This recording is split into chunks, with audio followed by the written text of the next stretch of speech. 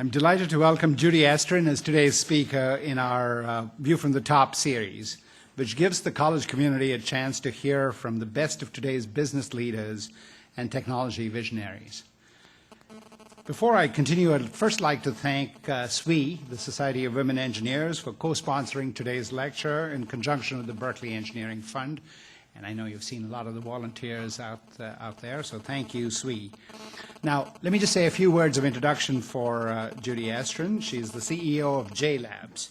I'm just going to take my wireless devices out.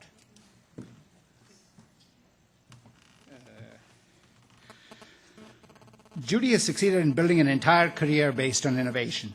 As a college student, she helped develop the software that became the cornerstone of the World Wide Web. She went on to spend 25 years as one of the leaders in the creation and growth of the computer networking industry. As a serial entrepreneur, as she calls herself, she has co-founded 3 successful technology companies before the current one: Bridge Communications, Network Computing Devices, and Precept Software. She also served as the CTO of Cisco from 1998 to 2000. She has been named 3 times to Fortune's list of 50 most powerful women in American business and was inducted into the Women in Technology International Hall of Fame. She has put her life experience and her thoughts for the future into her new book called Closing the Innovation Gap, Reigniting the Spark of Creativity in a Global Economy. Let us invite Judy to tell us a little bit more about creating an innovation ecosystem that will help the U.S. maintain its competitive edge and address global problems of great urgency today.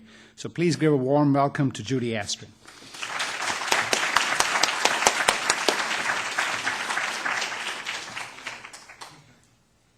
Thank you, and it's nice to be back at Berkeley. We were just discussing that I was here a couple of years ago to talk to one of the entrepreneurial classes when I was, I think, just at the very beginning of the process of thinking through my book.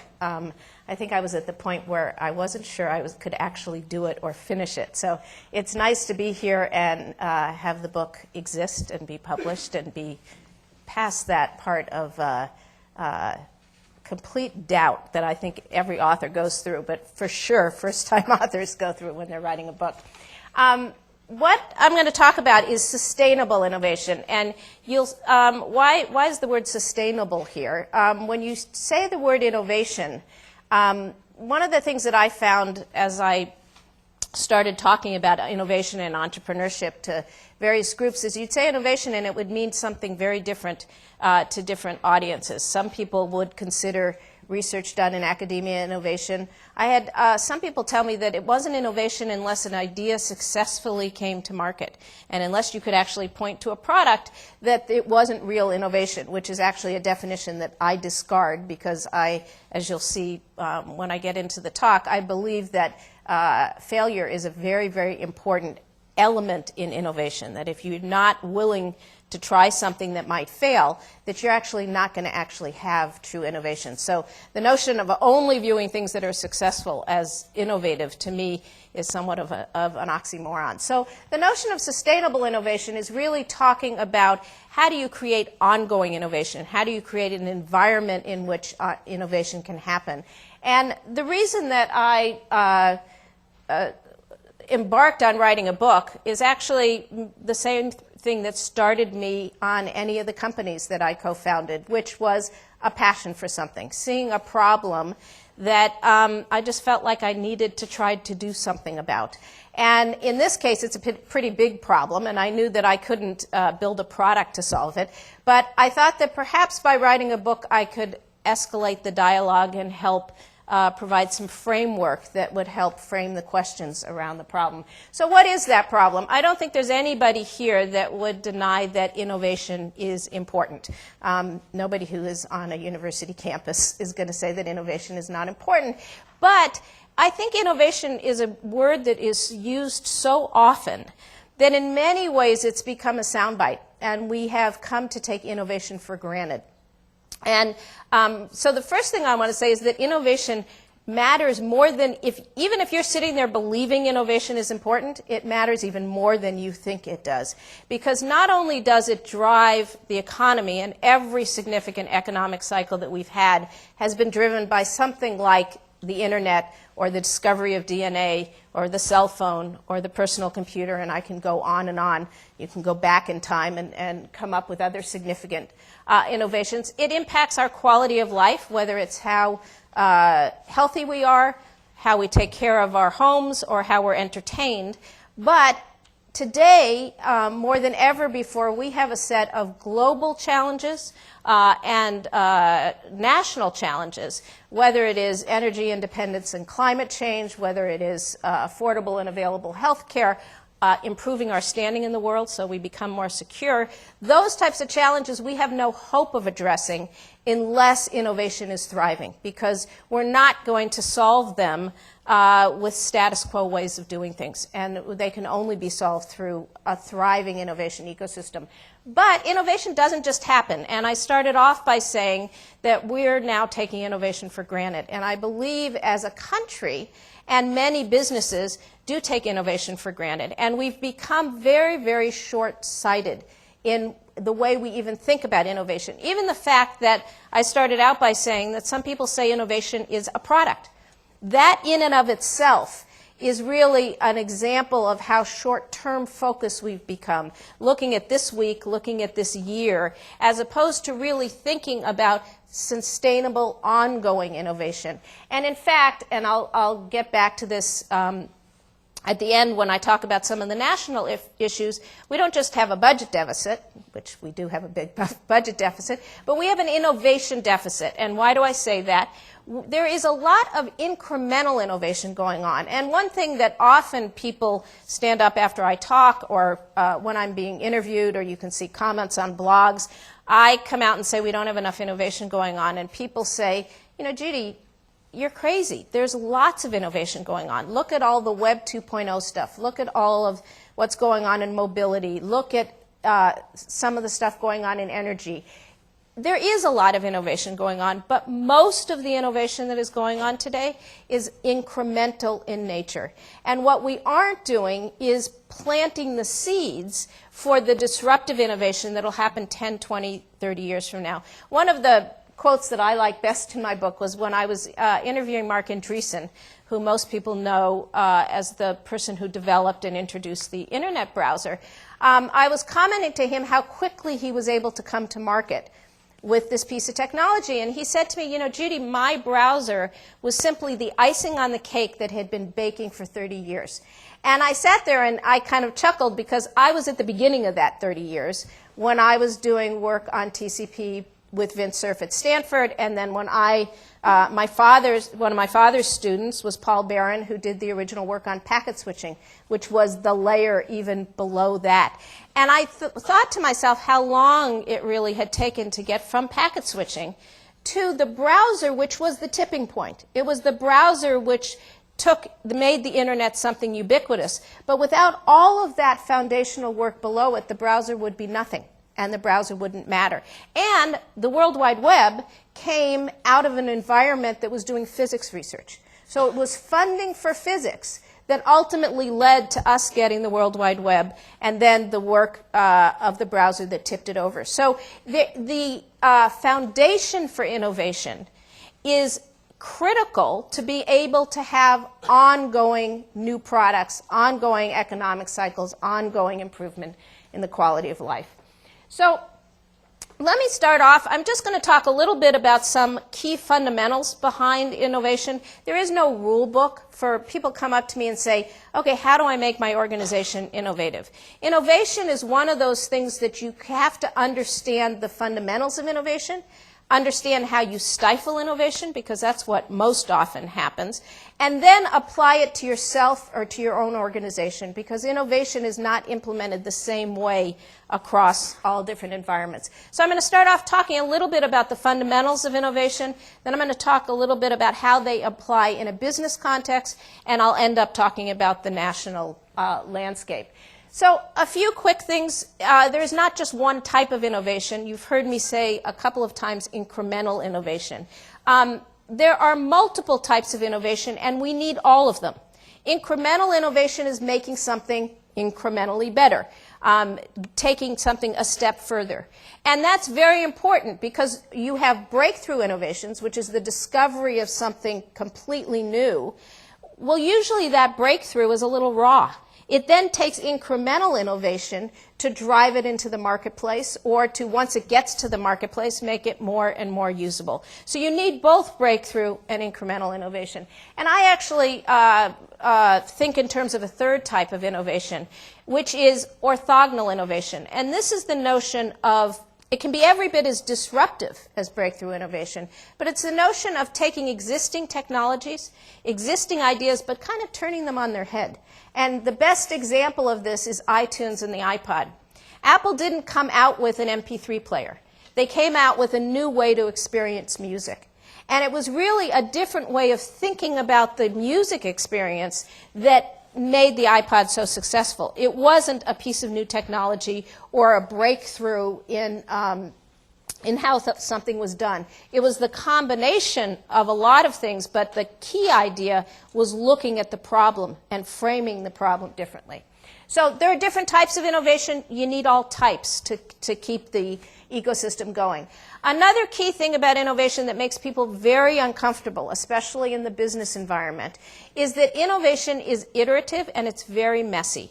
And what do I mean by that? You start out with identifying a need, asking questions. You then need ideas. Then you try and test them, and then you assess and learn from that. But at any given point, you might go back and decide the way you identified the need was wrong. Maybe the need doesn't really exist, or you framed the question incorrectly, or the idea you came up with didn't quite work, or you didn't test it right. So it is this iterative cycle that you have to be willing to invest without knowing what the outcome's going to be. So if you have any hope of having disruptive innovation, you really have to be able to embrace messiness in your culture, as a person, as a leader, as a funder. And in fact, most people like to know when and what. And when and what are not good questions when it comes to disruptive innovation. And when I talk about some of the short-sightedness, it is we're doing a lot more of asking when and what about funding, leaders asking their developers. Even when you think about yourself in terms of personal change or career, the more you ask yourself when and what, the less open you are to opportunities that come your way. The last thing is that talent matters. Talent is absolutely critical when it comes to innovation. And when you're talking about innovation, it's not just about skill and aptitude, but it's about skill, aptitude, passion, and drive. And that passion and drive part of it is not something that I can tell you how to recognize, but it is really important, and those people who understand it instinctively, those groups that you've been part of that really are doing magical things, you can feel that passion and drive in the organization. And lastly, innovation is no longer a single-person sport. It's not about a single person inventing. This is somewhat of an extreme, but you know what? All the easy problems are solved. The problems we have out there that are the most interesting are really complex. You can break them into pieces and look at pieces of them need to be solved. But even those problems tend to take teams. And the best innovation comes from very small teams that are given grand challenges and a vision.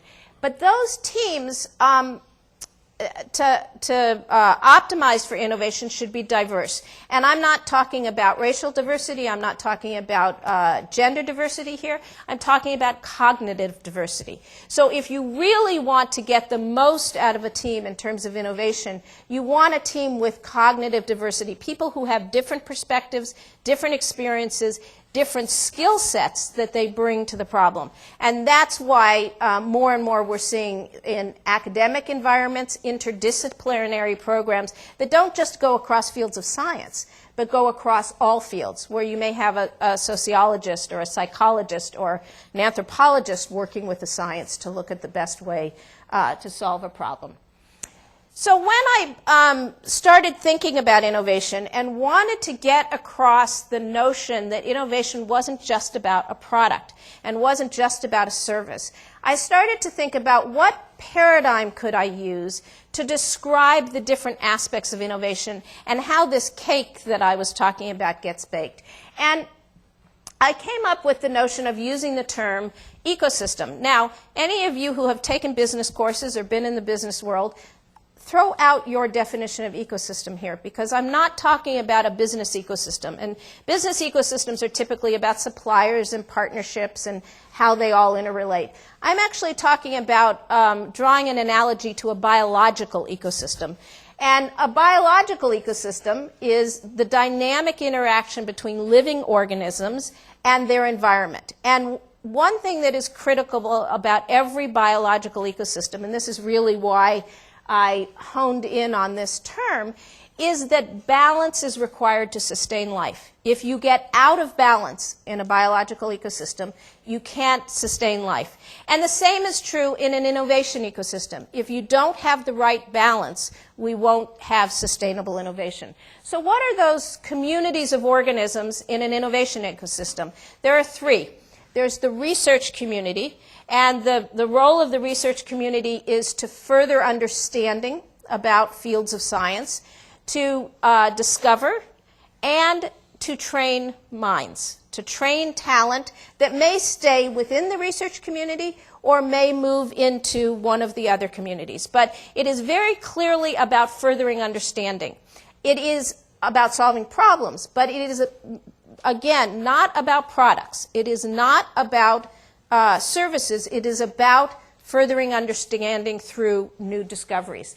The development community is about development of new products and services. It's the one that we think of most often when we think about innovation. And it might be through advanced technology, or it might be through innovation in process. If you think about a company like Intel, some of Intel's greatest advantages came from its innovation in its manufacturing process and continuing to innovate in staying ahead, because it could manufacture differently is why it was able to stay ahead very often in terms of its semiconductor technology vis-a-vis its competitors. And then, very important, is the application community, because without the community that applies science and technology, there's no reason for the rest of the ecosystem. And so, for example, the healthcare industry, doctors are in the application community using medical procedures or pharmaceuticals to help save lives. Consumers are in the application community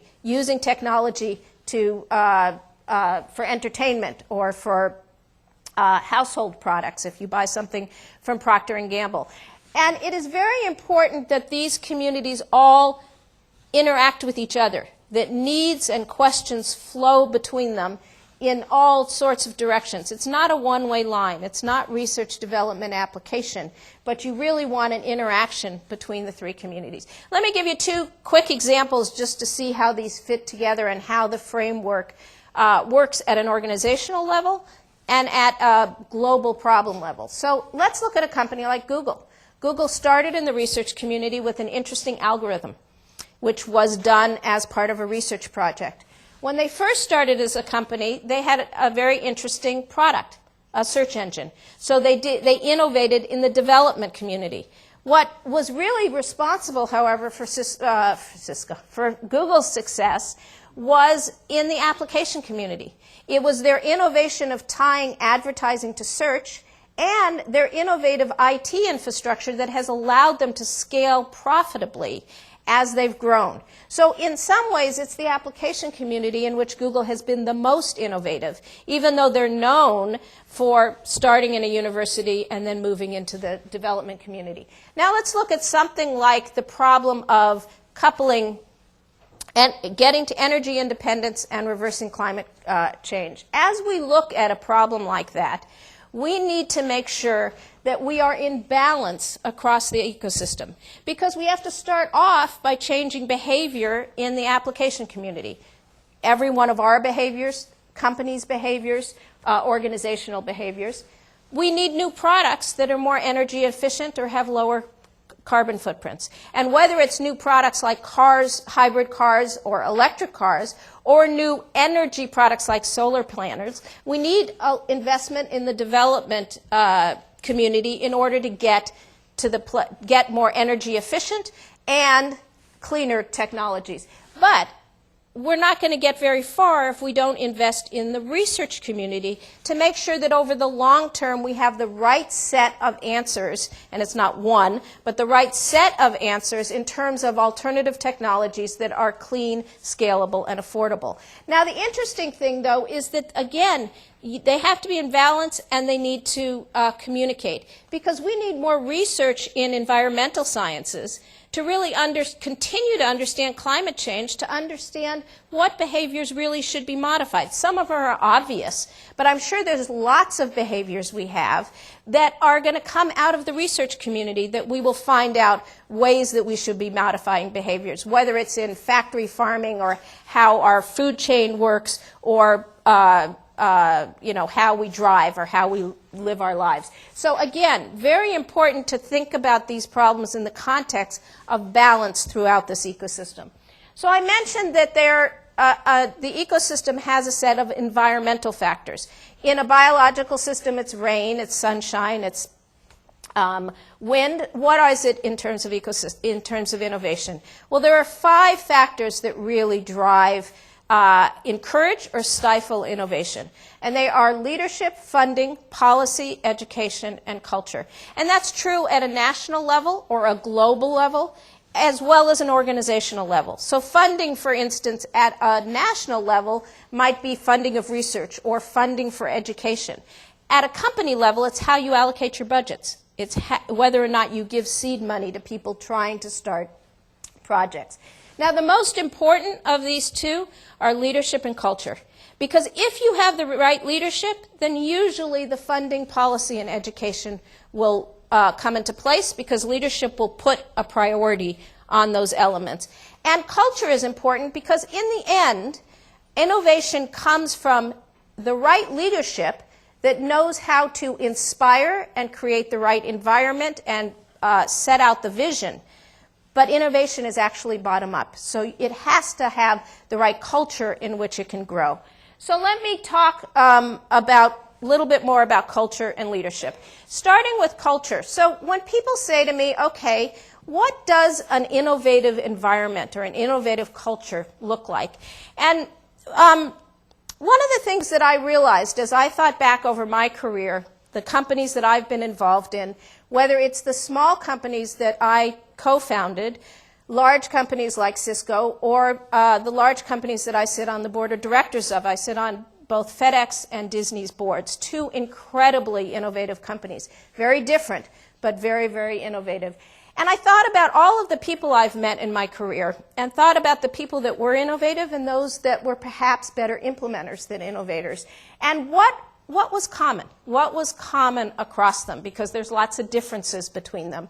And in fact, it seems a little simplistic, but there are 5 core values that I believe that are common across all environments that are needed in order for innovation to thrive. So the first one is questioning. Curiosity, of course. We always, people know that innovation comes from asking questions and that curiosity leads to innovation. But it's not just about curiosity. You actually need, for innovation to thrive, you need not just curiosity, but self-assessment.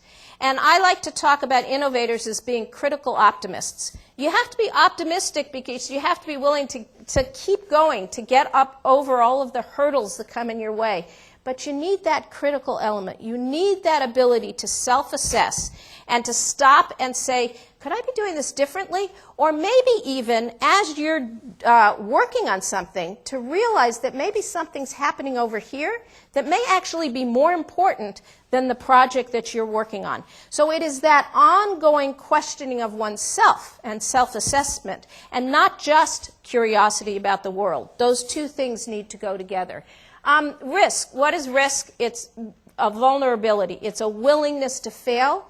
And no one likes to fail, but it is a tolerance for failure and ability to learn from failure. And if you're not in an environment that tolerates failure, people will not try new things. So this is fundamental to innovation.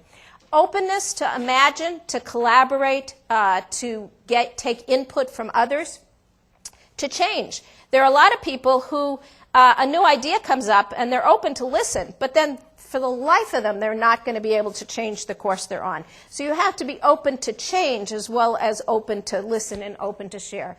Patience, this is a controversial one, because I had somebody, and yesterday I was talking to a group of entrepreneurs, and they said, well, wait a minute, entrepreneurs are always told that you have to be impatient. Well, this is active patience. So in the innovator, it's tenacity, because it's that willingness to keep going. But in a leader or a funder, and especially if you're talking about disruptive innovation or in the research community, it means patience. It means give something time to grow. And you may not see the results right away. You might not see the results for 5 years, but 10 years from now there might be something phenomenal. So the patience part of this is relative. It's relative to the community and to the environment. But I will tell you, we don't have enough of this to go around at this point. And patience is something that we have really lost. And then there is trust, because without trust, you can't feel vulnerable. So let me give you 2 examples to, again, tie this all together. Now, the fact of the matter is you're not allowed to just pick your favorite one and say, I'm curious, I'm innovative. You need all 5 of these, and they need to be in balance. And again, here's this term, in balance. So if you have trust without questioning, that's blind faith.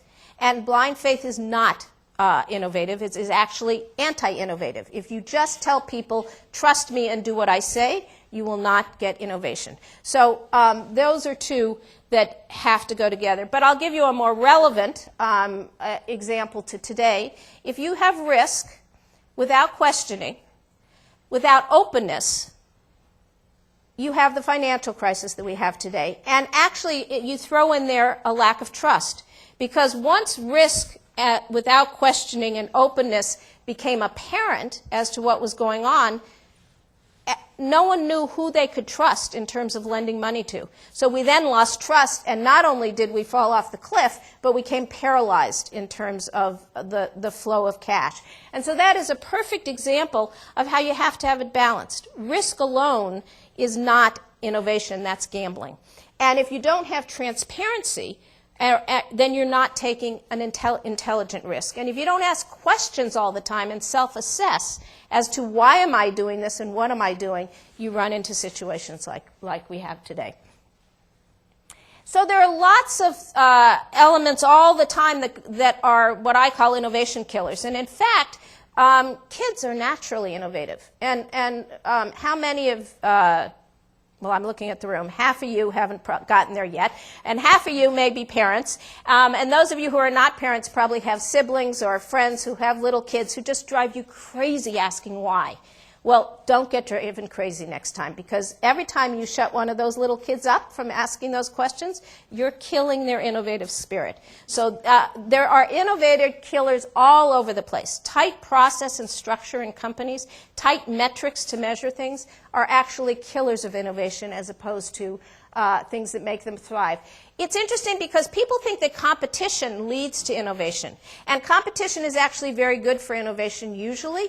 But if resources get too scarce, like we are today with government funding of grants, it is anti-innovative. Because once you go over the line of scarcity of resources, people take the safe route.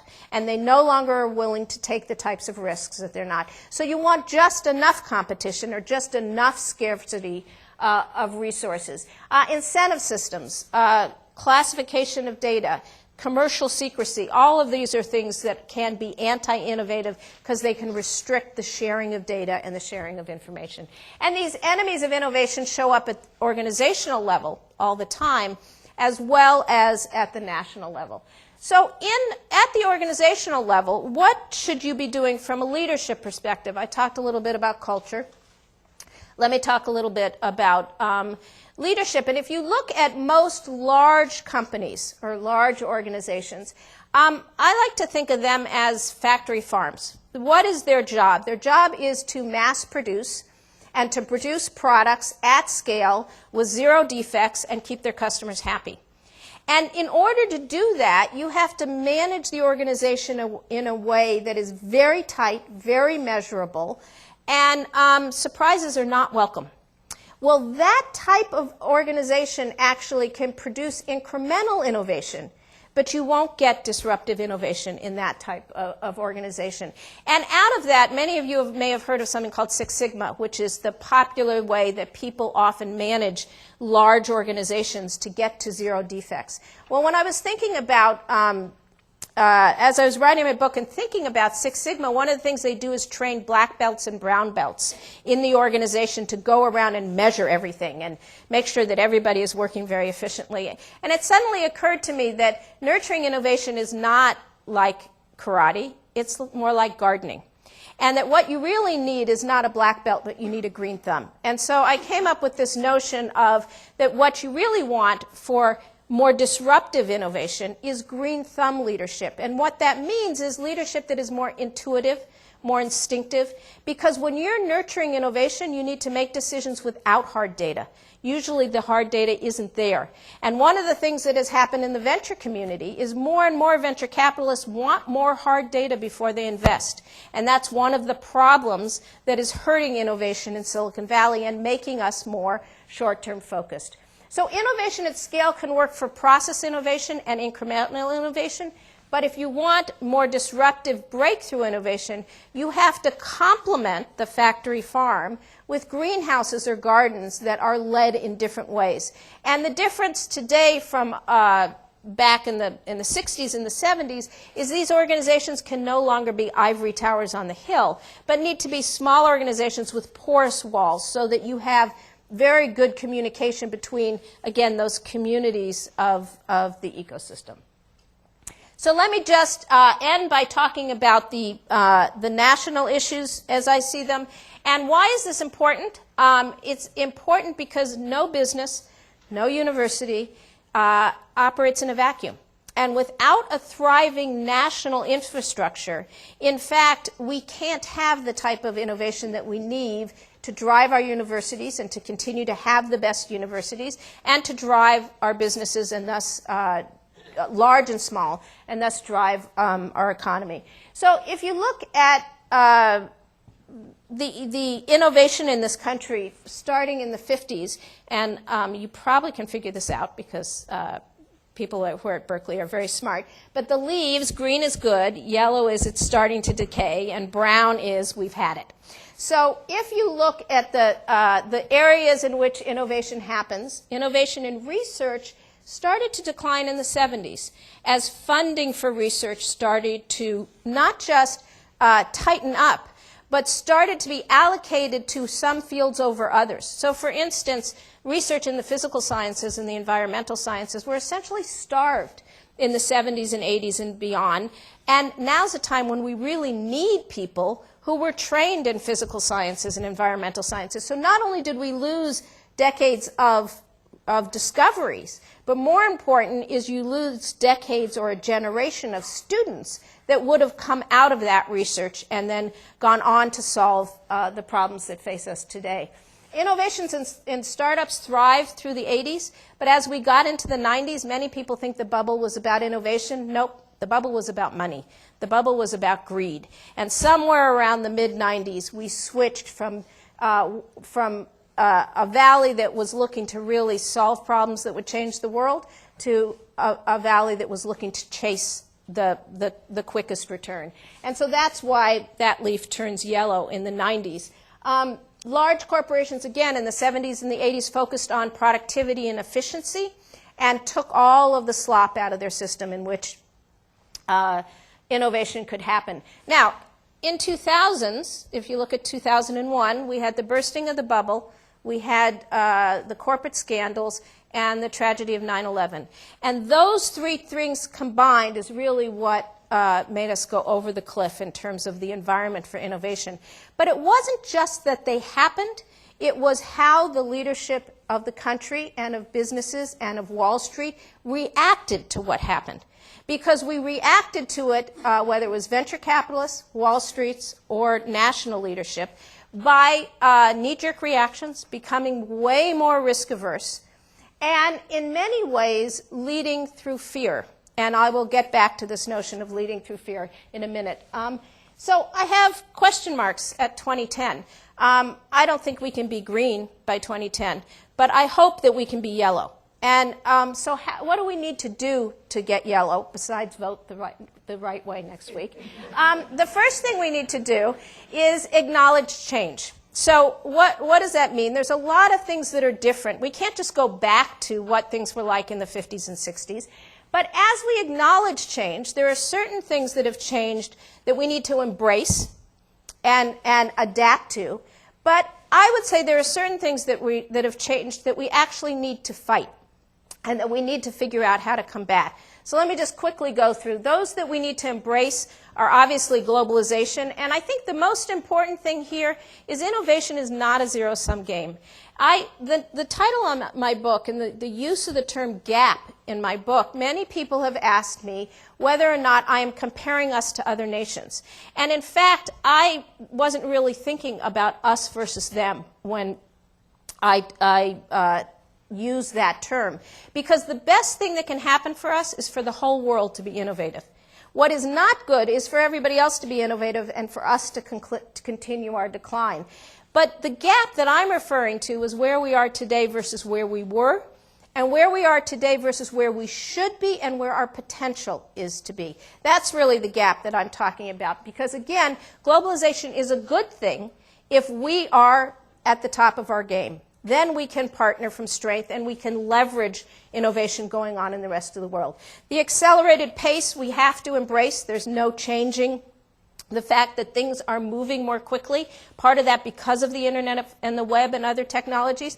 But let me say that accelerated pace is not an excuse to not stop and think and analyze. You just have to stop, think, and analyze more quickly than you used to. But too many people use it as an excuse to just forget about that step of thinking things through and just react.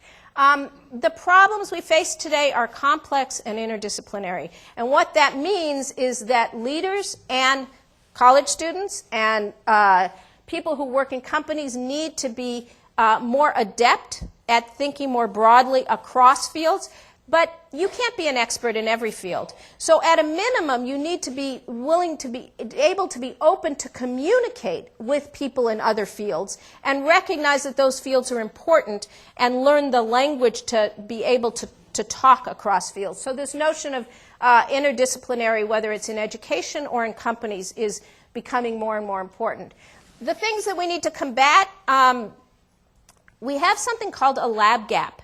When we had Bell Labs, when we had Xerox PARC, when we had IBM Research, there was an entity or entities that you could do work in academia, take an idea to a certain place, and then there were these labs that had the money to actually build prototypes at scale. We would not have PCs today if Xerox PARC were not able to build hundreds of Altos and connect them together on a network. That couldn't have been done at Stanford or at Berkeley.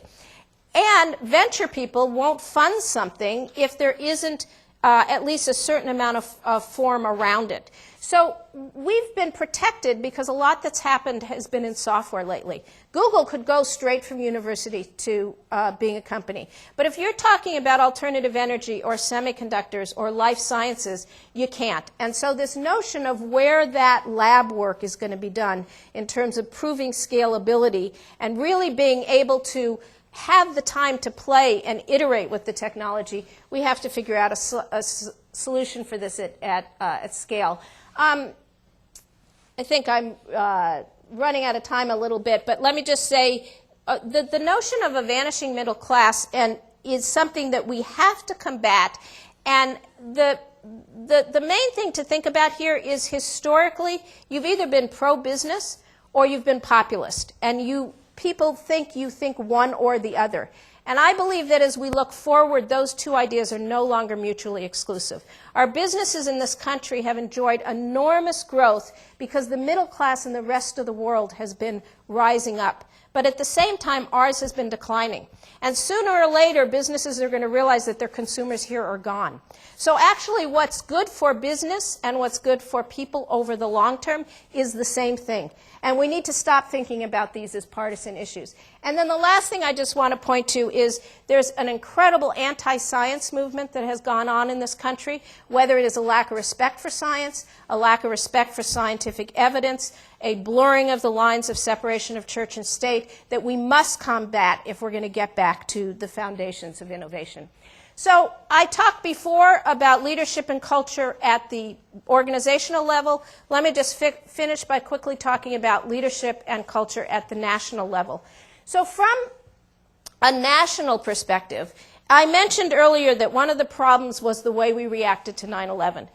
If you think about innovation, many people will tell you that necessity is the mother of innovation, or that unless you have a crisis, nothing will change.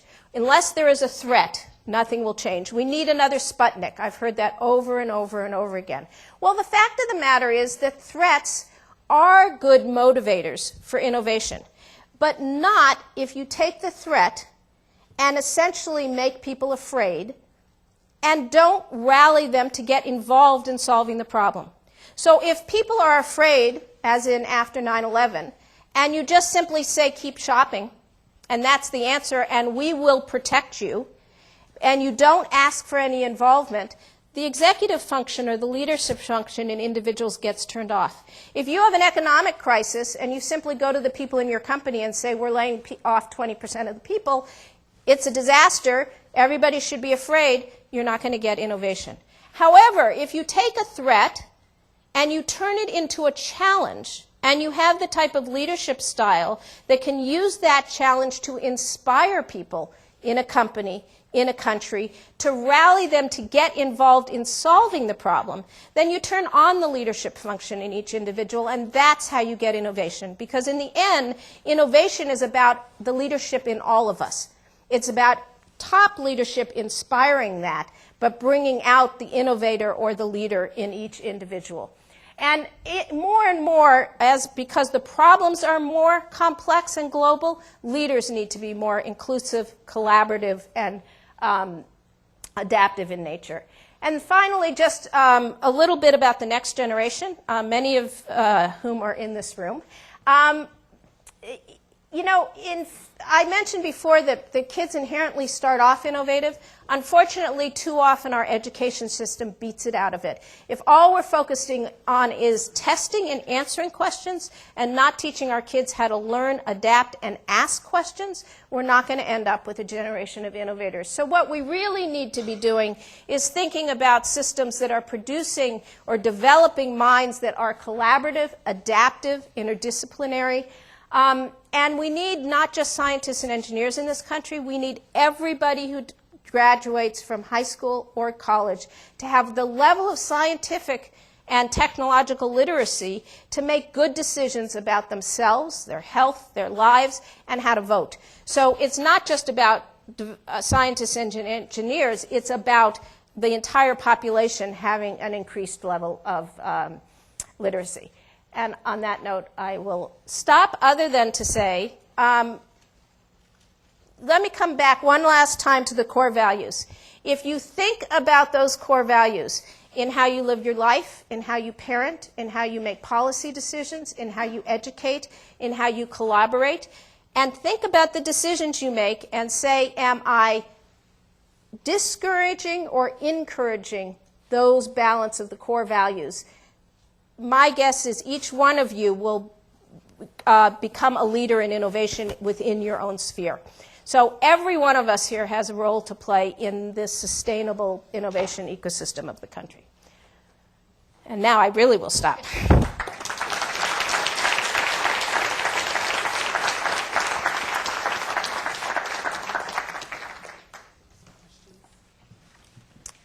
Questions, if you want, if questions, go up to the mic, right?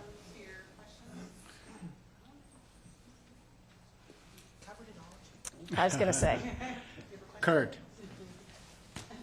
Actually, we'd like you to use the microphone so we can record.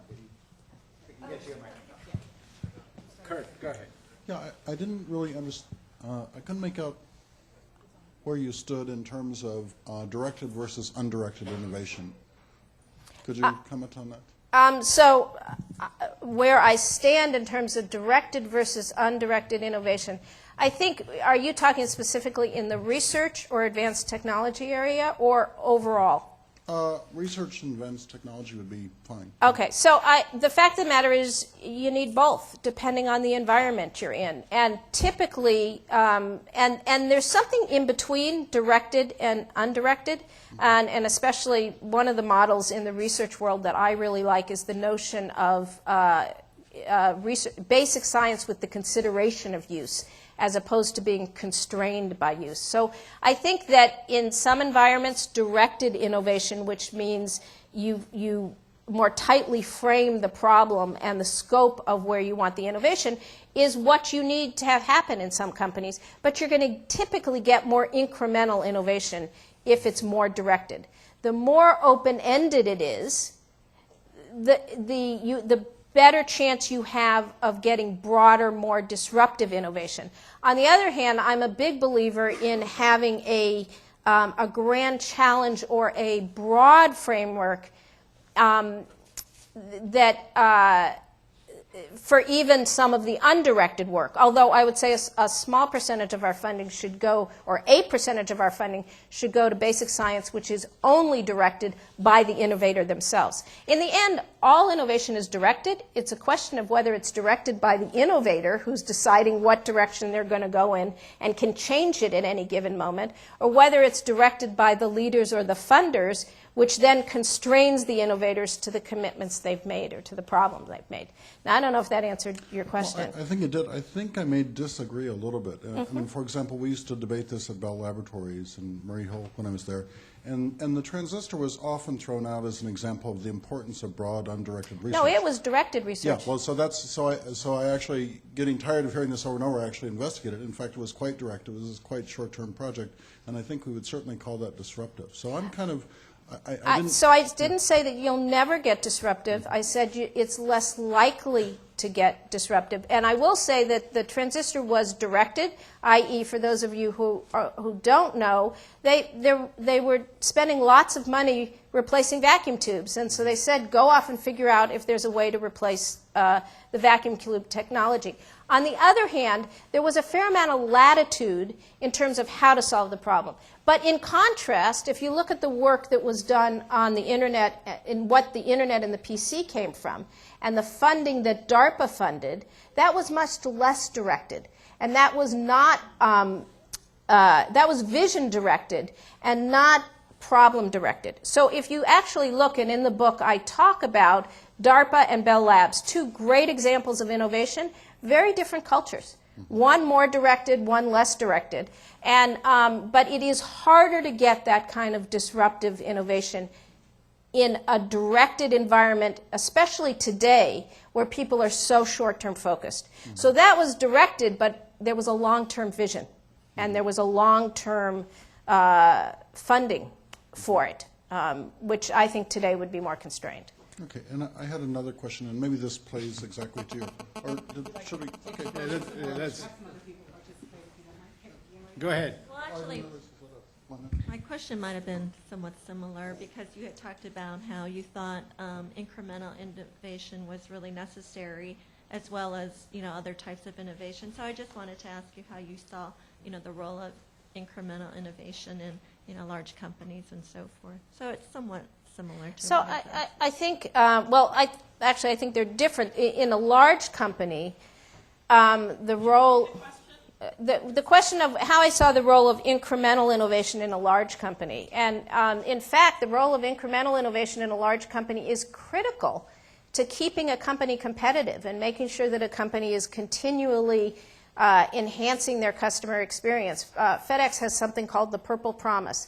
And every employee at FedEx every day is supposed to think about how do I make the customer experience excellent and how do I improve it. And that is fantastic for getting everybody in the company focused on incremental innovation. That's different than from what you need to do if you're thinking about what's going to be my growth market 5 years from now. Incremental innovation is typically not going to answer that problem. And for that, you need an environment which is outside of the mainstream business, thinking about new markets and new customers. And that's a different type of innovation from the incremental innovation.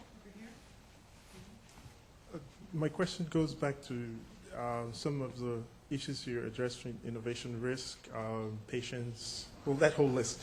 And I have two parts of a corporation that I want you to look at: HR and shareholders. It seems to me that if there is significant force, none of those things matters. HR is usually not trained or not in position to either handle innovation, identify people's innovation, or do recruiting that involves that kind of work. Shareholders want to go for the short term if they want to, and they can make it happen. You're not in position to change them in many cases. So how do you handle that?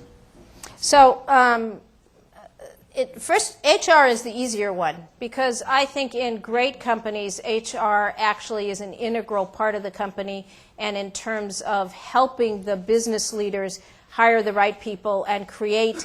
What HR can do is help take down the barriers that are put up to innovation. So unfortunately, a lot of companies don't have great HR departments, and HR becomes part of the problem and not part of the solution. But I think that if you have the right leadership at the top, they can create HR departments that are helpful. In terms of shareholders, it's one of the reasons I wrote my book, which is that I think we need a growing awareness in this country that what the unintended consequences of the Wall Street becoming shorter and shorter term focused is that we as a country become less innovative over time. And that is a direct consequence of what is happening. And as a culture, we value trading and flipping over building and creating. And that has led to the crisis where we're in today, both in terms of job creation and the financial crisis. And so we really need to think about how do we regain, and it's not easy. I'm not, if I had the answers, all the answers, it would be a much easier problem. But it is something that we need to start addressing now, which is placing more value on investing in the future and placing more value on building and creating, which is what we used to do. Do you want to do your follow-up, Kurt? Only if he's going to agree with me. Well, I'm just kidding. I'd love you to disagree with me. I am Go ahead. actually, because I think this is just going to play to your broader point. But as an advisor here, there was a time when I could have encouraged students to take basically a career in industrial research. Bell Laboratories was still strong, and IBM, T.J. Watson was still strong, and so forth. It seems like you mentioned this kind of lab gap. What you didn't mention is I don't see any kind of industry trajectory to recreate a Bell Laboratories, to recreate what T.J. Watson used to be. And it seems to me it's getting harder and harder to really honestly recommend that somebody choose a career in industrial research. So I agree, and I think that one of the reasons I talk about the lab gap is I think it's very hard for companies today. If you think about most of the great research labs, most of them were funded through monopolies. Mm-hmm. And if you look at the world today, very few companies can afford to, and even those who can afford don't have the foresight or understand the importance in investing in broad research. There still are some companies that are, but it's not broad research. It typically is more focused directly on their product areas. And so I think we have to figure out what's happened is the responsibility for research has fallen more and more on academia. But academia is only, unfortunately, it's happened at the same time as funding has gone down. And there's only a certain amount of infrastructure within academia to take research so far. So that's why I point to one of the problems I think we have to figure out how to solve between business, academia, and government is how do we not recreate Bell Labs? Because I think it can't be these big research centers. But how do we come up with a model for perhaps distributed, networked labs where industrial research can thrive, or even if you don't call it industrial research, that next step of research beyond what can be done in academia. And I think we have to figure out an answer to that. And it's different in different industries because there are different types of labs that are required. Yeah, and just one last comment. I like what you said about monopoly. Not trying to get the last word, but I noticed that I think you'd agree that the half-life of monopolies seems to be getting smaller and smaller. So that's meaning that the chance of them to really build up to a lab of size is getting less and less. Alberto.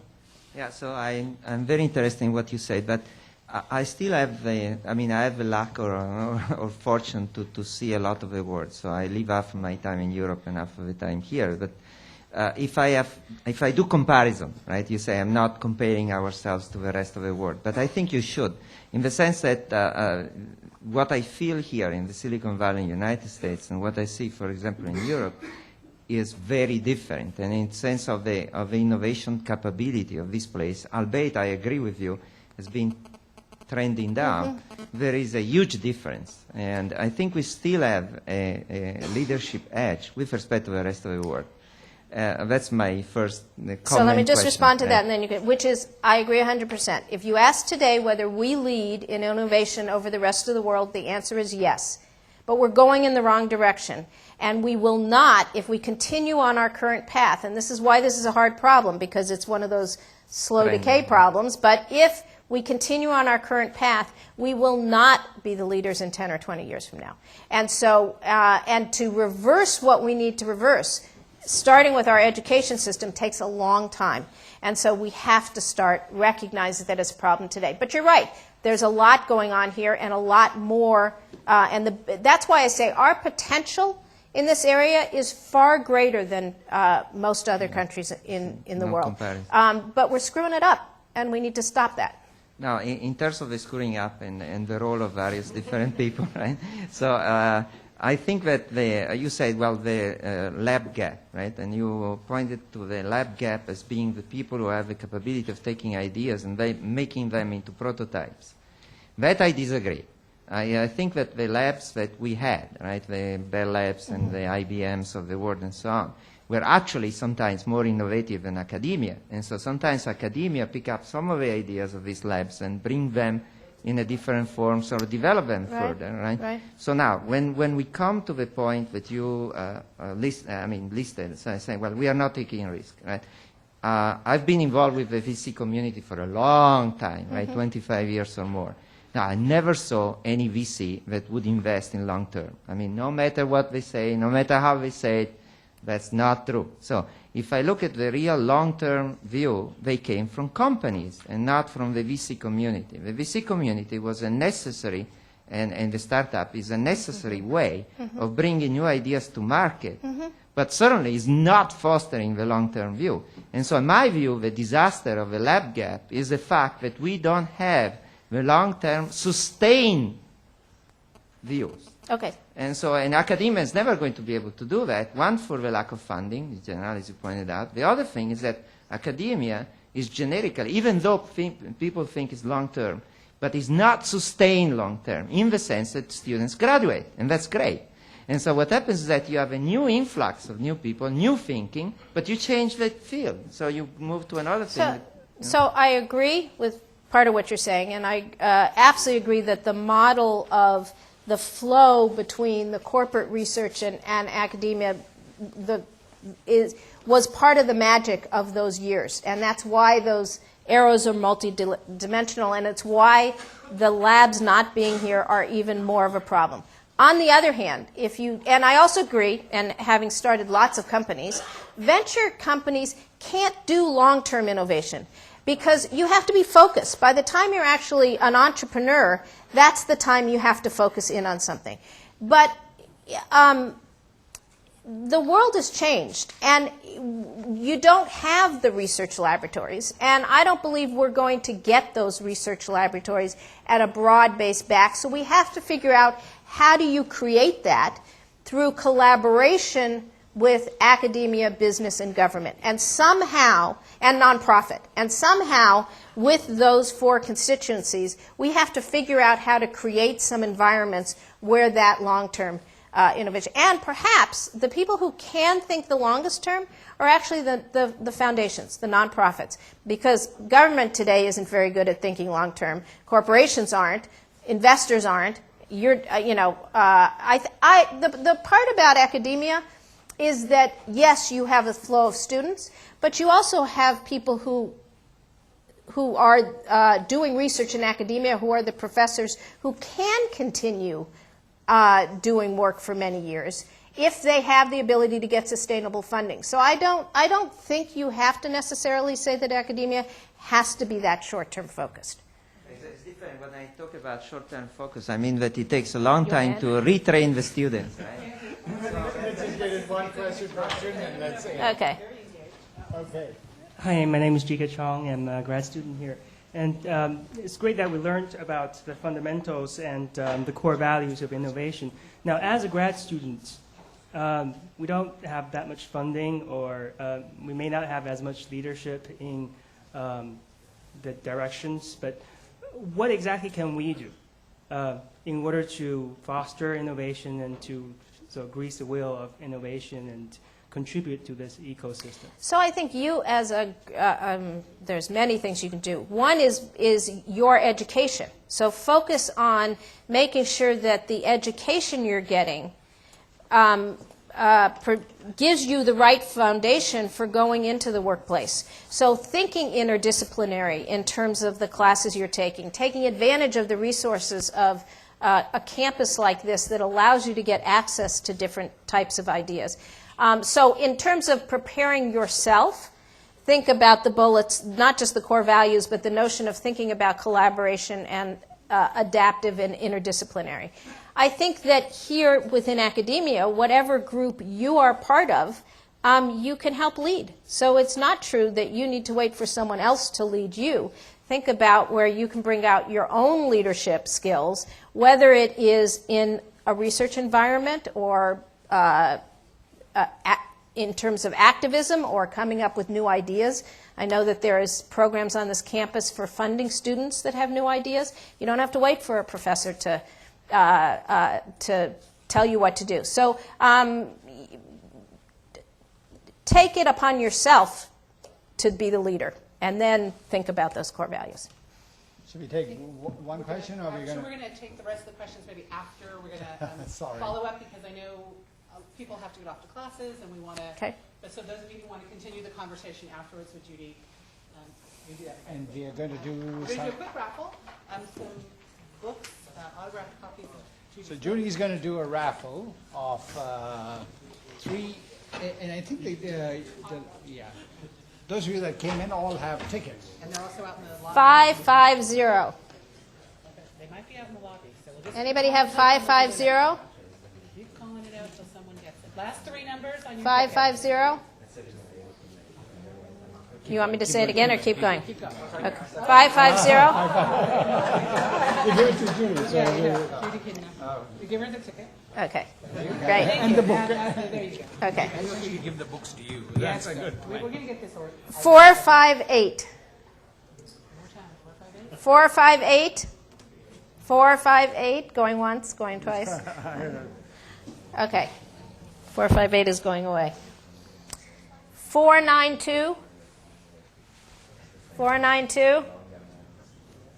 492. Hey, Clark, do you have 492? 410. 410. They're all up here listening. 410. I didn't know this was going to be so hard when I said I'd raffle it. 540. Yay.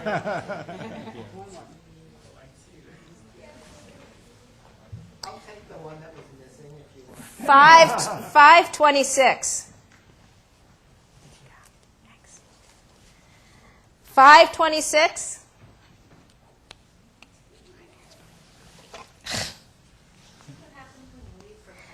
413. Got it. Great. Wonderful. Thank you.